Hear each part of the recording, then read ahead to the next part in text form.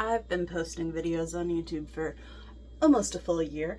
We're coming on about 10 months, and I have learned so much, especially in the last few months. And one of the big things I learned was what does work for me and what doesn't. There were some types of content I made that were easy, there were some types that were difficult, and in figuring out my flow, figuring out what was natural for me to talk about, what was easy for me to talk about, and practicing, I have gotten a lot better. I've also gotten a lot better at my public speaking, so being able to record these videos without all the ums and the uhs and the you knows, because I said you know quite a lot. The last, I would say 2 months in particular, have been zero editing. I've completely stopped trying to put that pressure on myself. And I think that also made one of the biggest differences, because now I'm not worrying about like having to go in and edit and make changes and thinking as I'm recording like, oh, what needs to be cut out. I just kind of record what feels natural to come. And if I pause, if I slow down, if I take my time, that is also okay. I'm learning to accept that things don't have to be perfect, because I, like many people, come from, a time of, well, maybe that's not the right phrasing, not the right wording there. A lot of my past have been a perfectionist. If it's not perfect, I don't want to put it out. Or I'll half-ass it. I'll post it but not tell anybody about it, or take the thing down right after. Like so many businesses I have started and just disregarded. So many products I've created and let fall through the cracks without ever actually talking about them. And this being the year that I've gotten into an entrepreneurship program, I'm really focusing on improving my public speaking, providing value, and connecting with people who are looking for the things I'm here to talk about, who align with who I am, which is a neurodivergent witch who really cares about mental health and creativity. I'm an artist, and I love that I get to build my life and my business around that. I get to do the things I enjoy. I spend afternoons and evenings painting, sometimes whole days, and I get to record videos in the spur of the moment as I think about them. And when I stopped putting so much pressure on myself to make things perfect, I also noticed that my videos started to sound a lot more natural. They flowed better. The ideas came faster. A lot of times now I combine my spiritual practice with, my social media and my YouTube videos. I will sit and I will meditate. I meditated for 30 minutes this morning. I was really actually very, very proud of myself. I found a great video that it really, really helped. And I hadn't meditated for 30 minutes in a very, very long time. But I came out of that, knowing what painting I wanted to work on next and how that was going to turn into my next project, but B, with the idea of 2 to 3 different videos that had really just truly kind of come together and formed. I've learned to, let my channel be open when I'm recording these a bit better, so that the information that people need to hear gets heard, that it gets said, whether these people are finding my videos when I post them, or maybe you're going to be watching this a year from now. Who knows? But I feel like the messages and the words I have to say, they carry value, they carry weight, and they're the things that when I was starting my YouTube journey about a year ago, I would have loved. I would have loved to watch. And honestly, they're the kinds of videos I did watch. Not only that, but as I've worked on my mental health, as I've worked on my shadow self and the blockages I've had. I had so many throat blocks, and I've worked through so many of them. I've kind of, if you look back at my past videos, they kind of come in batches. Like my first few were really just art time lapses that took a lot out of me, didn't really go anywhere, and I realized not what I wanted to be doing.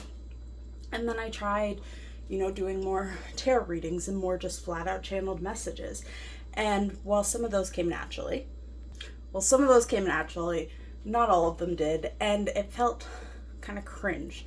But something I hear often from a lot of the people I follow is, you know, embrace the cringe. You have to get comfortable being uncomfortable. And so now I can, you know, have my pizza in the oven and come here and record a quick video while it cooks. I can figure out how I like recording and the spaces I like to record in. I don't like recording in closed spaces. Another thing I've also really learned is that I can't, let me see how I want to phrase this. Again, this is the not editing part. Sometimes I need a moment to collect my thoughts.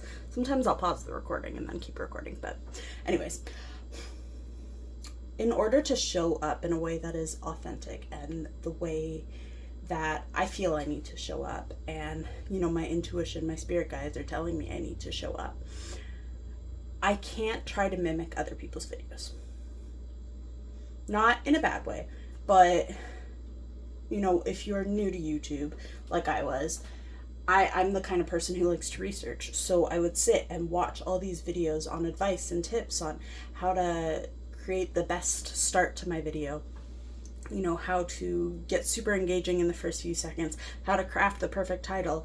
And while all those skills and that information is kind of in the back of my brain, it's not something I pull on anymore. I use my intuition more than I use, say, like the resources and the trends and, you know, doing, I guess, market research, but that's probably not the proper word.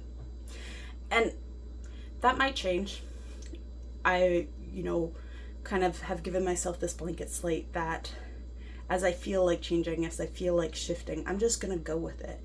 Because when I try to control the outcome, when I try to control the direction, like when I made myself a 2-week schedule that was super in depth, I stuck to for 4 days, it kind of makes me feel enclosed and cornered in, and that I don't have that freedom and that flexibility to be the creative person I want, which is the whole purpose in creating YouTube videos and starting